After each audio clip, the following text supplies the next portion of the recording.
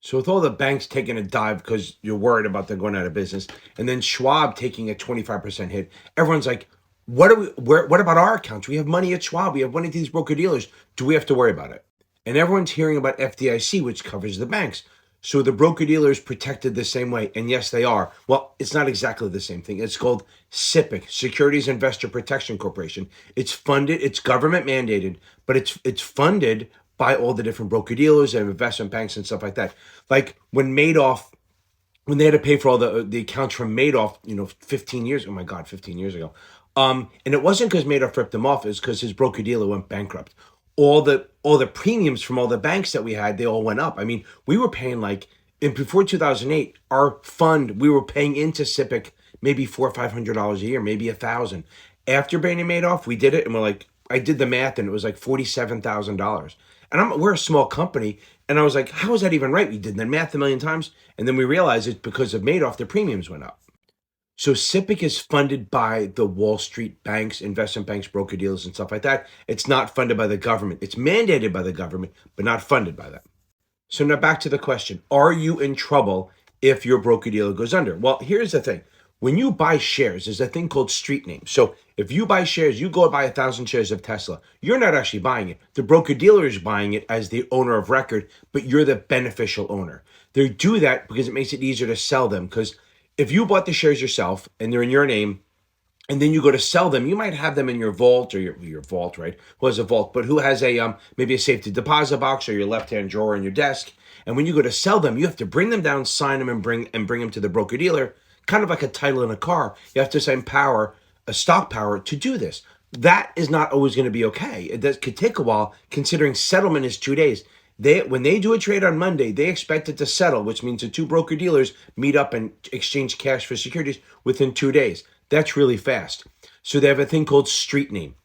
Street name is when you buy shares to the broker dealer, they actually buy it in their name, and then you're the owner of record. You have a record of it, your confirmation, your statements, everything, and you make all the profits like you owned it, but it's in their name. So when you go to sell it, it's easier. They just sell it out, and they don't need your permission because they technically own it.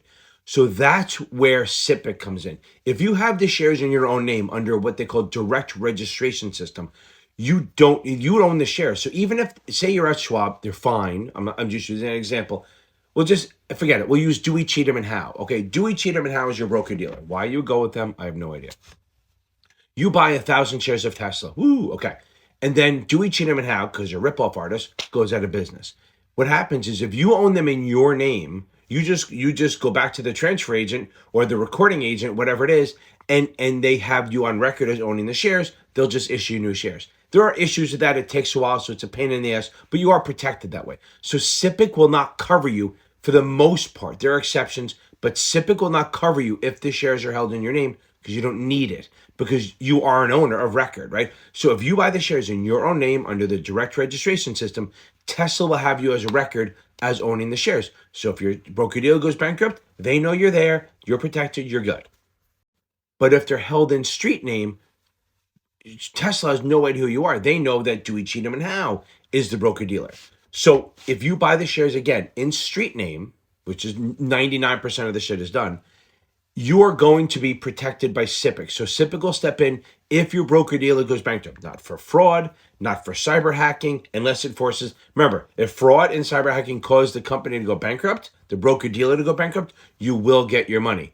If you picked a bad stock, you will not. It is strictly about if the broker dealer goes bankrupt. And then they will try to sell the stuff, and then SIPC, when they file a claim, will step in and start helping liquidate. Now that you've rated the song, here are the rules. If you have, they cover up to $500,000 in your account, per account. So if you have an individual account, a cash, and a margin, that's combined into one account, $500,000 total. But let's say you have an account, your wife or husband has an account, and then you have a joint account. That's 3 different accounts. If you have an IRA, that's a 4th account, okay? That's kind of where it stops. You may have a trust that could be a 5th, stuff like that. But they give you $500,000 per account. You don't get to lump it. So if you have $700,000 in one account and 2 in the other, it's only going to cover 5 on the one and be wasted on the other. So again, you could probably, the most you could have is 4 or 5 at most.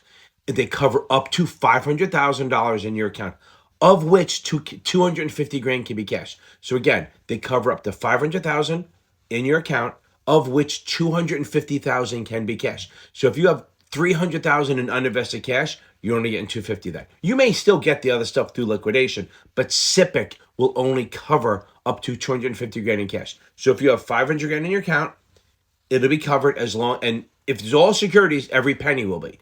But only if you have cash, only 250 of that.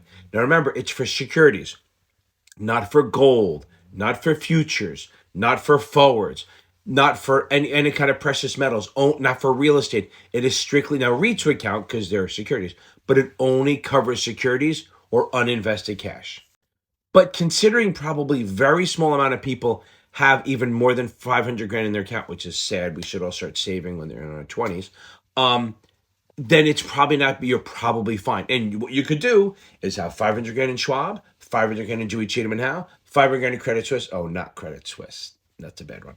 You could have 500 grand in a bunch of different accounts, and then you're good, because it's not, you could have an individual account at 5 different broker dealers, and you could have 500 grand in each one.